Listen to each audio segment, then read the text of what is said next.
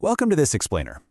Studies show that beyond a certain income level, more money doesn't actually equal more happiness. And yet, we spend our entire lives chasing it anyway, don't we?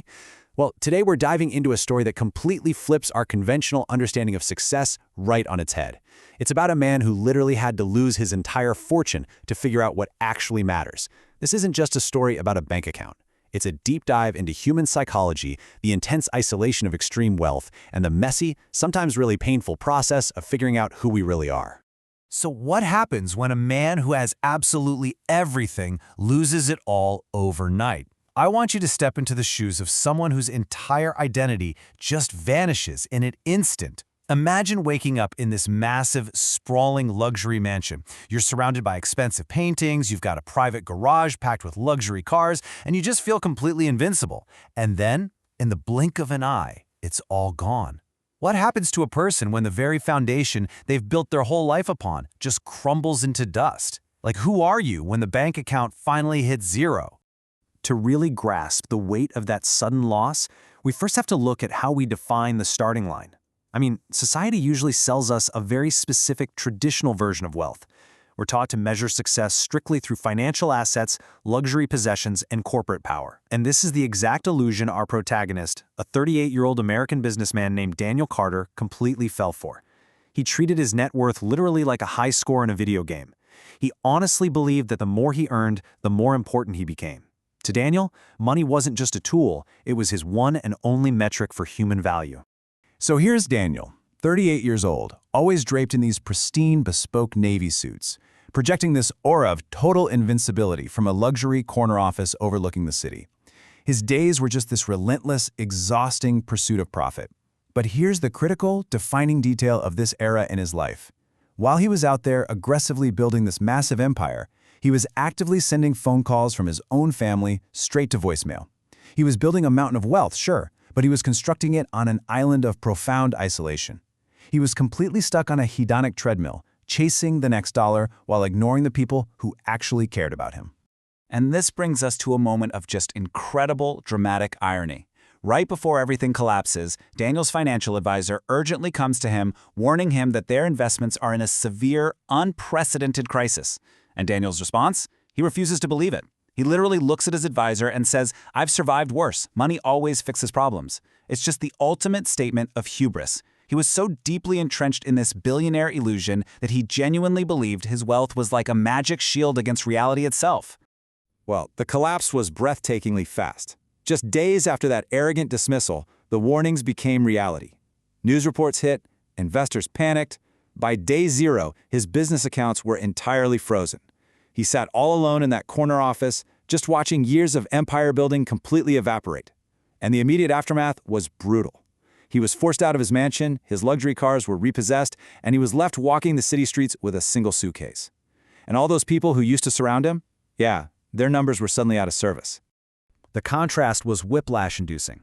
Think about it. He traded a sprawling luxury mansion and towering hubris for a tiny, empty, rented room. Sitting alone on the edge of a cheap mattress, the noise of the corporate world was finally gone. And in that deafening silence, just staring at an old family photograph, reality really set in.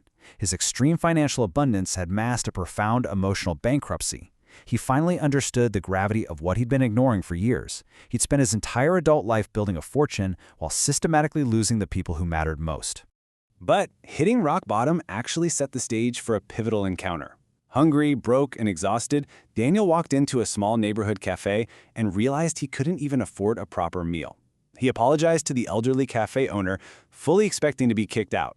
But instead, the owner quietly handed him a warm plate of food and just told him to pay when he could. Now remember, Daniel was completely conditioned by a transactional worldview. If you didn't have money, you didn't have value. So when he asked why a stranger would trust him, the owner simply replied, "Because everyone deserves a second chance." It was a profound shock to his system, a purely relational act of unearned kindness that shook Daniel to his very core.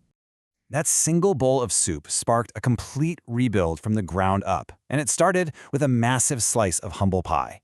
This former high-flying CEO actually swallowed his pride and took an entry-level job.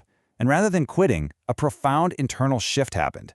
He started seeing the invisible grit of ordinary people who grind every single day just to survive. So when he finally spotted a small business opportunity, he didn't go pitching venture capitalists or trying to scale rapidly. He grounded himself in reality. He launched a tiny operation using only his meager, hard-earned savings. So the absolutely crucial point here is how this grounded approach completely rewrote his internal software. His daily routine wasn't about extracting value anymore. It was all about creating it. He woke up early, worked incredibly hard, and actively learned new skills. But the biggest shift? He was no longer measuring his worth by the car he drove or the balance in his bank account. He was actively helping the people around him. His entire drive was now rooted in purpose. He wasn't trying to become rich. He was trying to build something meaningful. He was literally measuring his success by the lives he could improve. And as is so often the case when you focus on adding true value to the world, financial success eventually did return. It turns out, hitting rock bottom and losing your ego is a shockingly effective, if terrible, business incubator. Years passed, and that small operation he started grew into a highly successful company. He found himself back in a beautiful office. But here is the fascinating twist. His lifestyle remained intentionally simple. The success returned, but the man was fundamentally different. The guy who came back from the ashes of ruin was definitely not the same man who had lost everything. This whole internal transformation culminated years later when Daniel, now successful once again, pushed open the doors of that exact same small neighborhood cafe. He recognized the elderly owner who had fed him when he had absolutely nothing, and he just smiled. He told the owner how that one singular act of kindness guided him through his darkest period.